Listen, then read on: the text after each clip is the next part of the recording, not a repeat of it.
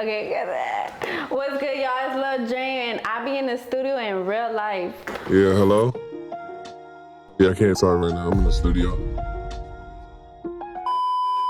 Lul Dream, how you doing today? I'm good. How are you?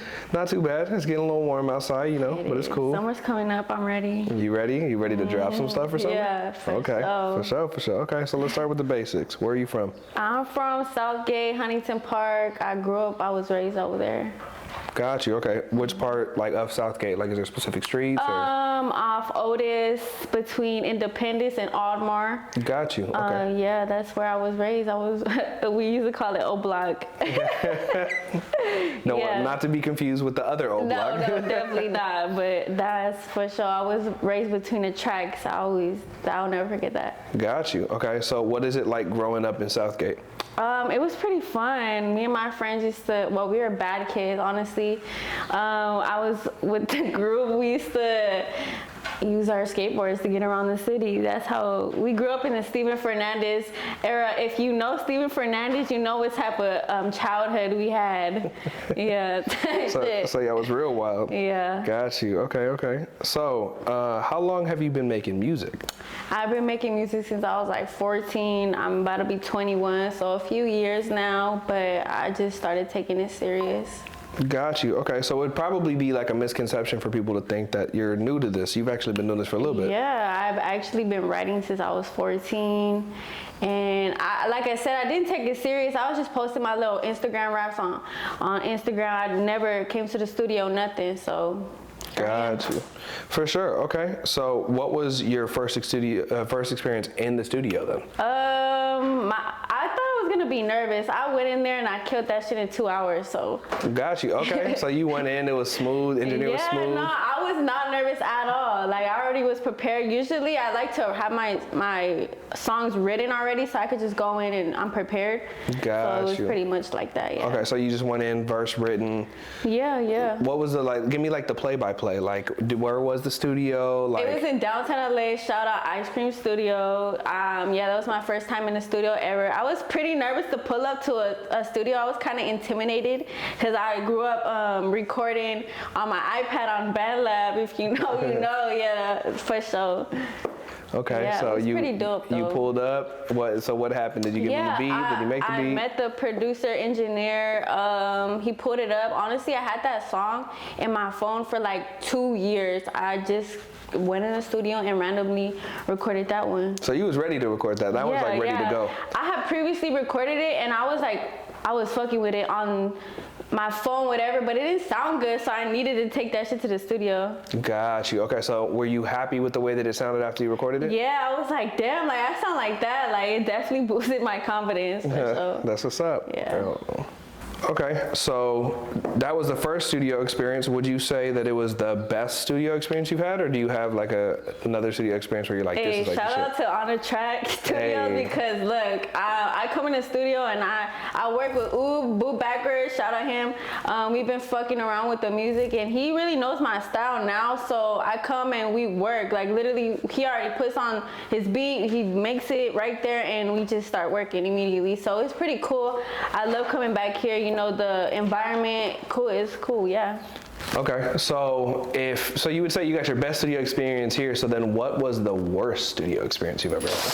The worst, honestly, okay, so I do have a story. I don't want to say what studio, you know, it is what it is. I haven't been to many studios before, but yeah, I booked with this one engineer and he didn't even end up pulling up. It was another engineer that I had never heard of him or nothing. He pulled up to the studio trying to record me, whatever, but his style, he didn't understand mine, so it's like a waste of my time, whatever. But that was probably the worst because just the communication wasn't there with the engineer, so it was just like a waste of time for real. Well, and I think people kind of underestimate that too, where they think like you being able to communicate with the engineer and y'all having like an understanding can completely fuck a session up. Yeah, exactly. And I feel like if they don't know how you are as an artist, then it's not gonna go good. You guys are not gonna mix well together at all. Absolutely. Do you typically, like, let's say if Oob wasn't in the equation, would you want to give somebody like maybe a session or two, or can you normally feel it out within one session? I have I have to feel comfortable with them, and I already want to know how their style is before I get in the studio, because anybody could have the title producer, engineer, but I really want to know how you work before I work with you. Type shit, yeah. No, for sure. Okay, so with that said, do you have a favorite studio? Well, like I said, I haven't been to many. I'm just gonna say this is the best one that I come in, and is the environment. I make some dope songs, and honestly, I made like 4 already, and the songs are pretty poppin', so, you know. For sure. Okay, so shout out to On The Track, and shout out to Oob. Yeah. He's out in Vegas right now, but all right. So can you name like a life-changing moment you've had in the studio? In the studio. Or like maybe you learned something, or somebody gave you like a little tip or something where you're like, damn, and it really like changed your whole shit. Well, honestly, I stay learning when I'm in the studio. I know how to control my voice. I learned a lot of stuff by myself in the studio. Honestly, before I came in the studio, I was nervous, because I was the type like, damn, I need to have my stuff written. I couldn't come in the studio unprepared. Now I get in the studio and I don't even have nothing written down. I just come in and record. I punch in. So that's something that it just changed for me. Honestly, now I have the more of the confidence to get in the studio with anybody, or whenever. It could be unplanned, and I'm ready to do my thing.